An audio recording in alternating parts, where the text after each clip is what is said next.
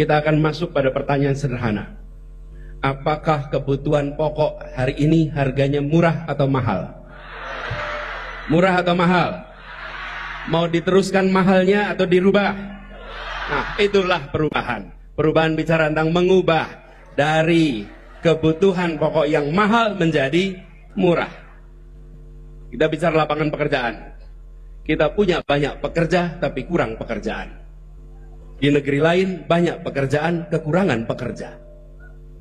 Pertanyaan, apakah sulitnya lapangan pekerjaan mau dilanjutkan atau mau diubah? Dilanjutkan atau diubah? Diubah. Itulah perubahan.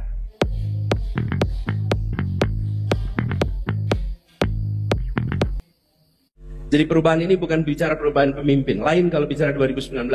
Pada waktu itu kita bicara tentang mengganti. Kali ini akan selesai. Jadi kemudian apa sesungguhnya perubahan ini? Perubahan ini kita berbicara tentang kondisi masyarakat. Yang tadi sudah disampaikan. Kondisi keluarga. Bila kita lihat misalnya hari ini. Satu, saya ingin bicara kebutuhan pokok yang diperlukan oleh masyarakat. Kedua, yang tadi disampaikan, lapangan pekerjaan. Ketiga, pendidikan berkualitas hingga tuntas. Keempat, pelayanan kesehatan. 4 hal ini kita akan masuk pada pertanyaan sederhana. Apakah kebutuhan pokok hari ini harganya murah atau mahal? Murah atau mahal? Mau diteruskan mahalnya atau dirubah? Nah, itulah perubahan. Perubahan bicara tentang mengubah dari kebutuhan pokok yang mahal menjadi murah. Kita bicara lapangan pekerjaan. Kita punya banyak pekerja tapi kurang pekerjaan. Di negeri lain banyak pekerjaan, kekurangan pekerja. Pertanyaan, apakah sulitnya lapangan pekerjaan mau dilanjutkan atau mau diubah? Dilanjutkan atau diubah? Diubah. Itulah perubahan. Begitu juga dengan pendidikan.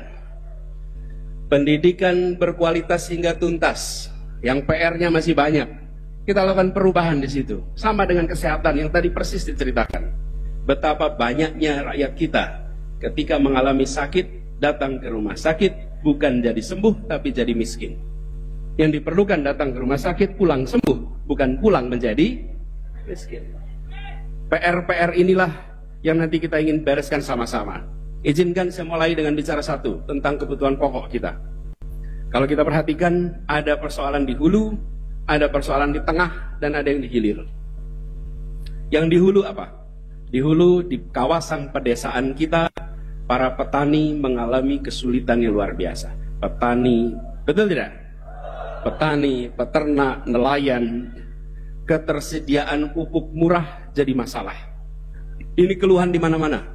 Baik untuk petani yang mengelola sawah maupun yang memiliki kebun-kebun.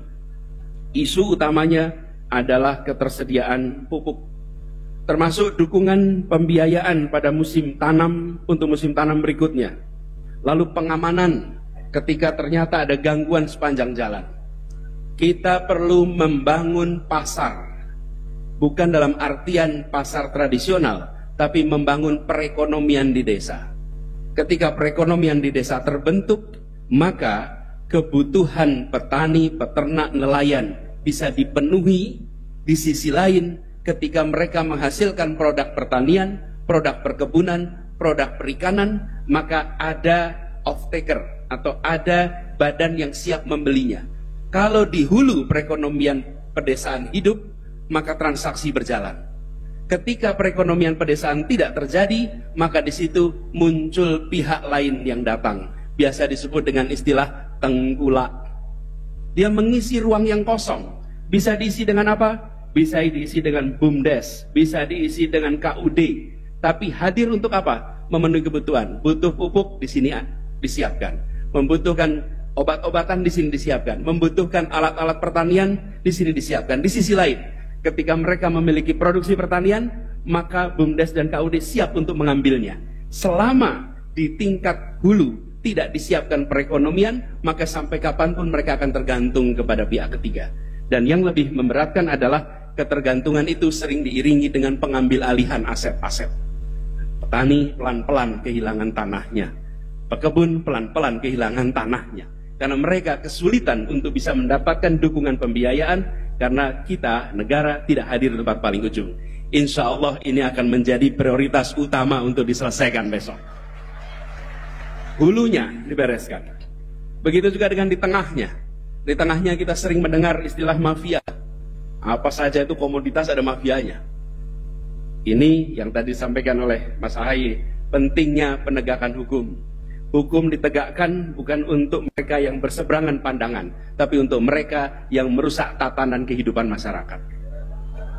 Di situ penegakan hukum menjadi kunci. Dan penting sekali bagi kita untuk mengingat, sering kita temukan hari ini, yang memegang kekuasaan adalah juga pengusaha di bidang yang sama. Ketika mengambil kebijakan, kita tidak bisa membedakan ini sedang sebagai pengusaha untuk perusahaannya atau ini dia sedang menjadi pemegang kekuasaan.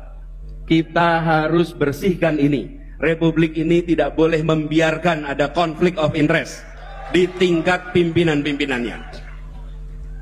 Bahkan kita sering menemukan pejabat dengan begitu banyak tugas menempel pada satu orang, dan itu meningkatkan inefisiensi dan potensi konflik of interest. Dan Bapak Ibu sekalian, kita tahu kalangan dunia usaha tidak menyukai praktek seperti ini.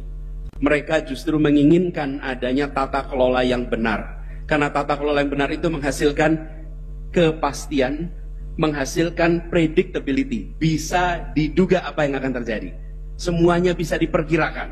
Nah, ini yang harus kita bereskan sama-sama. Dan di hilir kita tahu problemnya.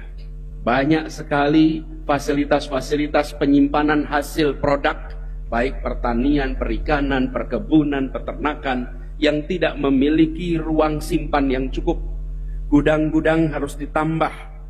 Kita harus memastikan bahwa pasar-pasar induk di berbagai wilayah benar-benar berfungsi menjadi pasar induk yang cukup besar untuk menampung semua hasil produk pangan kita. Kami mengalami ketika kemarin mengelola di Jakarta, Mas. Ketika kita mulai di Jakarta, dari pasar induk di Keramat Jati sampai dengan seluruh wilayah Jakarta, kita bisa pastikan efisiensi, keterbukaan, transparansi lewat informasi pangan yang diketahui oleh semua. Kalau bahasa ekonominya, pasarnya dibuat memiliki informasi yang simetris. Setiap pelaku pasar punya informasi yang sama. Pedagang di kampung dengan pedagang di pasar, dengan pedagang di pasar induk, mereka punya informasi harga yang sama.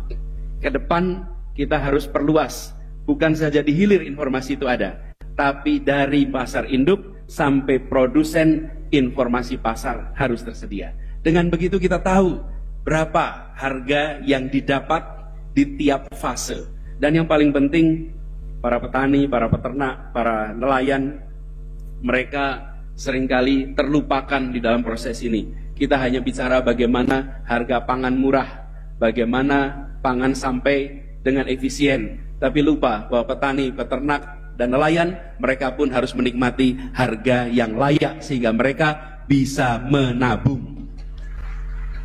KPI-nya bisa menabung. Disebut makmur apabila tabungannya terus-menerus meningkat sehingga menjadi aset. Tapi kalau dia tidak bisa menabung, apapun penjelasannya tidak akan mungkin bisa makmur. Bisa menabung itu kata kunci yang harus dimiliki petani, nelayan, peternak. Pertanyaan sederhana, apakah Bapak bisa menabung? Apakah Ibu bisa menabung? Kalau jawabannya belum, maka programnya belum beres. Ekonominya belum baik. Ini contoh Bapak sekalian, bahwa ketika menangani satu sektor yang sangat mendasar, kita harus kerjakan dengan detail. Tidak cukup sebagai retorik, tapi harus ada manajemen pemerintahan yang baik. Kita ingin Indonesia dengan kekayaan sumber daya alam yang luar biasa besar, bukan hanya bisa meraih swasembada, tapi insya Allah